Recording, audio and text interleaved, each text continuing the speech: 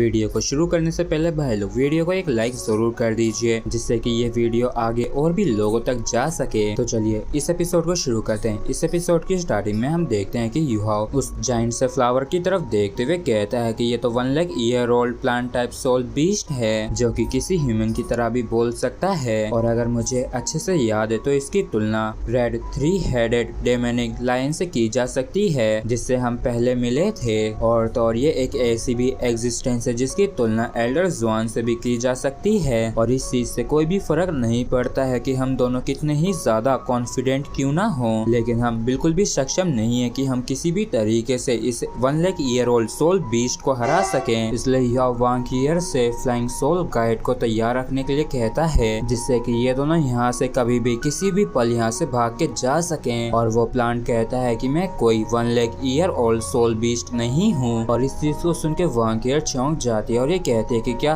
तुम नहीं हो। और इस चीज को सुन के यह हैरान होते हुए कहता है कि अगर ये 1 lakh year old soul beast नहीं है तो फिर। और यह मन में कहता है कि इसकी आवाज को सुन के ऐसा लगता है कि ये किसी लड़की की आवाज हो, और अगर मैं इससे रिस्पेक्टफुली बात करता हूँ तो फिर शायद मैं बेकार की मुसीबतों से बच सकता हूँ। और फिर यह इसके पास जाते हुए कहता है कि ग्रीटिंग सीनियर, हम गलती से इधर उधर भटकते हुए इस जगह पे आ गए हैं और पहले आपको नाराज करने का मेरा कोई भी इरादा नहीं था, इसलिए प्लीज आप हमें माफ कर दीजिए। तो फिर ये फीमेल फ्लावर कहते कि ओ ऐसी बात है क्या, तो फिर चलो मैं तुम दोनों को माफ कर देती हूँ। और इस चीज को सुन के इन दोनों को काफी तगड़ा वाला झटका लगता है और यह हंसते हुए कहता है कि क्या बस इतना ही। और वांकियर कहती है कि आखिरकार वो प्रेशर चला ही गया। तो यह कहता है कि तो फिर सीनियर, क्या मैं ये जान सकता हूँ कि ये जगह कहाँ है। जबकि यह मन में कहता है कि ऐसा दिख रहा है कि इसका कोई बुरा इरादा नहीं है हमें मारने का, और मुझे इस मौके का फायदा उठा के इससे थोड़ी बहुत जानकारी निकाल लेनी चाहिए। तो ये फ्लावर बताती है कि ये यिंग यांग वेल है और उस बंदे ने ये कहा था कि कॉन्टिनेंट के अंदर ये उन 3 जगहों में से एक है जहाँ पे वाइटल एनर्जी की भरमार है। और वैसे तो एग्जैक्टली नहीं बताया गया है कि वो बंदा कौन है, लेकिन मैं आप लोगों को बता देता हूँ कि ये वो बंदा और कोई नहीं टांग सन है, जो कि सबसे पहले यहाँ पे आया था। और ये फ्लावर खुश होते हुए कहती है कि तुम दोनों ही काफी ज्यादा लकी हो जो तुम लोग सबसे पहले मुझसे ही मिले, लेकिन अगर तुम किसी बुरे नेचर वाले से मिलते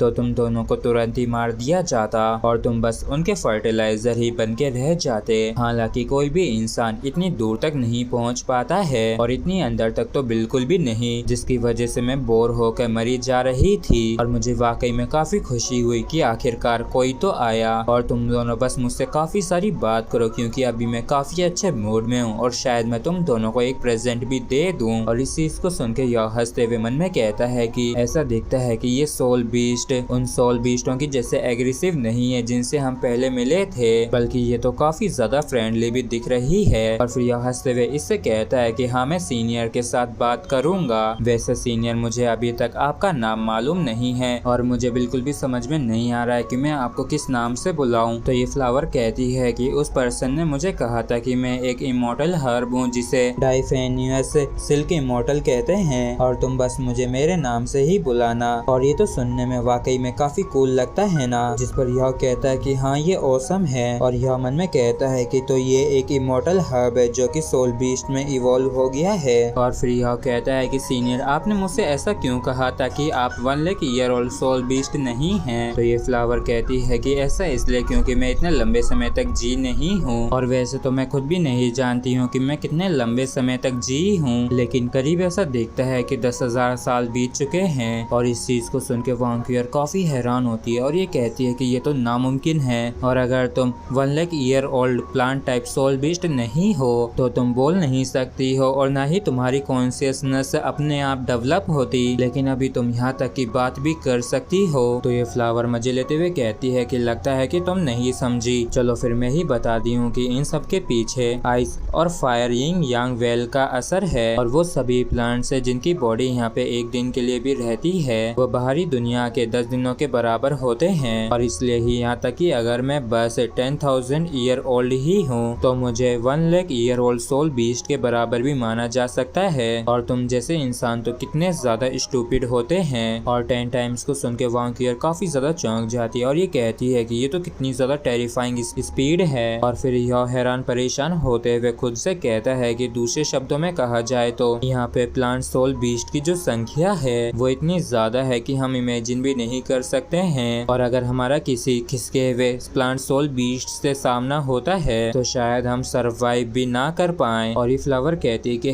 हे तुम दोनों अचानक से साइलेंट क्यों हो गए हो और तुम दोनों को मुझसे बात करनी ही होगी और जल्दी से मुझसे बात करो, नहीं तो मैं तुम्हें प्रोटेक्ट नहीं करूंगी और मेरी सेंट की प्रोटेक्शन के बिना तुम लोग यहाँ पे सरवाइव नहीं कर पाओगे। जिस पे यह कहता है कि हाँ ये जगह सीनियर सिल्क इमोर्टल से ही बिलोंग करती है और हाँ हम आपके बिना नहीं बच पाएंगे, लेकिन इससे कोई भी फर्क नहीं पड़ता है अगर मेरे पास ये सेंट भी नहीं हुई तो, और मैं किसी न किसी रास्ते को ढूंढूंगा और लड़ूंगा। और सीनियर प्लीज मुझे माफ करना जो मैं आपको डिसअपॉइंट कर रहा हूँ क्योंकि मैंने आपसे झूठ बोला था और बेशक मैं आपसे काफी सारी बातें करता अगर हम यहाँ पे बिना किसी उद्देश्य के आते तो, लेकिन अनफॉर्चुनेटली हम यहाँ पे एक उद्देश्य से आए हैं क्योंकि किसी ने हमसे यहाँ पे आके बुक को ढूंढ के उसे हासिल करने के लिए कहा है। तो क्या आपने ऐसा कुछ आसपास देखा है? तो ये फ्लावर कहती है कि ऐसा लगता है कि तुम्हें उसी बंदे के द्वारा भेजा गया है। कैसा है वो, क्या वो ठीक है? और काफी लंबा समय हो गया है जब से मैंने उसे नहीं देखा है। और इस चीज को सुन के यह थोड़ा चौंक जाता है और ये मन में कहता है कि आखिर ये किस पर्सन के बारे में बात कर रही है, क्या ये डोंगर के फादर या फिर अंकल न्यूतियान के बारे में कह रही है? तो यह कहता है कि हाँ वो एकदम टकाटक है। तो सीनियर क्या आपके पास वो बुक है क्या? तो ये फ्लावर कहती है कि हाँ वो मेरे पास है। और तभी ये फ्लावर किसी तरीके की अपनी पावर को इस्तेमाल करने लगती है जिसकी वजह से इसके अंदर से काफी ज्यादा पावर बाहर निकलती है और उसमें से एक लाइट निकलती है जिसके अंदर वो बुक अपीयर हो जाती है। और इस बुक को देख के वांक्यूअर हैरान होते हुए कहती है कि तो ये सच था, जबकि यह काफी खुश होता है और ये कहता है कि ये सच था, अंकल न्यूतियान ने मुझसे झूठ नहीं बोला था। सीनियर क्या आप मुझे ये बुक दे सकती हैं? जिस पे ये फ्लावर मना करते हुए कहती है कि मैं ऐसा नहीं कर सकती हूँ, मैं इसे काफी लंबे समय से गार्ड करती आ रही हूँ। और तो और उस बंदे ने ये कहा था कि इस बुक को उसी के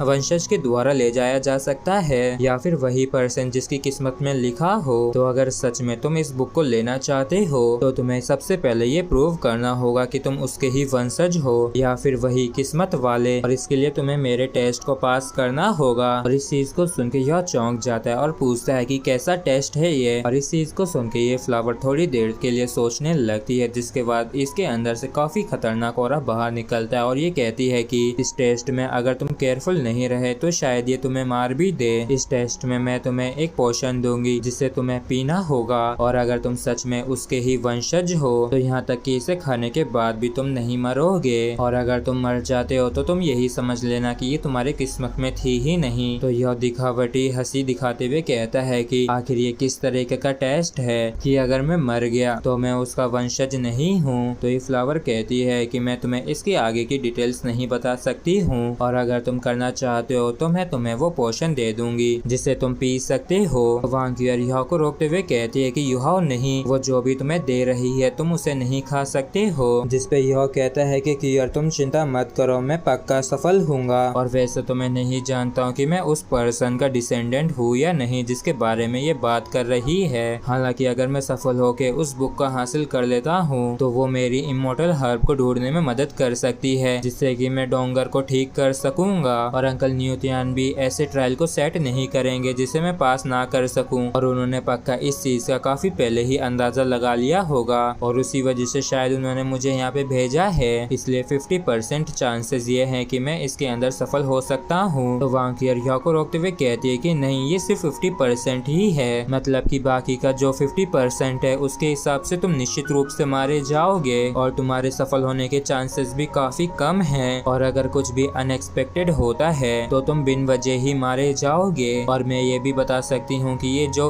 पोशन को तुम्हें देने की कोशिश कर रही है वो भी बिल्कुल किसी भी तरीके से सिंपल नहीं होगा, और तो और तुम्हारे सर्वाइवल रेट भी 50% से ज्यादा नहीं है। और वो जो भी कह रही हो, लेकिन मैं तुमसे कह सकती हूँ कि तुम इसे पी के सर्वाइव नहीं कर सकते हो, और अगर तुम यहाँ पे मर जाते हो तो फिर मेरा क्या होगा। और तभी हम आंसुओं की बूंदों को टपकते हुए देखते हैं जो कि युहाओ की आंखों से निकल रही होती हैं। और युहाओ को इस तरीके से रोता देख ये समझ जाती है कि युहाओ इसकी बात नहीं मानने वाला है और ना ही रुकने वाला है। तो ये कहती है कि आखिर तुम कभी भी मेरी बात को क्यों नहीं सुनते हो। जिस पे युहाओ कहता है कि क्योंकि व्यूअर्स वीडियो को देखने के बाद भी वीडियो को लाइक नहीं करते हैं और ना ही चैनल को सब्सक्राइब करते हैं। और इसी के साथ फ्रेंड्स एपिसोड भी हमारा यहीं पे खत्म होता है। अगर आप लोगों को वीडियो अच्छा लगा हो तो प्लीज चैनल को सब्सक्राइब सब्सक्राइब और वीडियो को लाइक करना बिल्कुल भी ना भूलें। Thank you.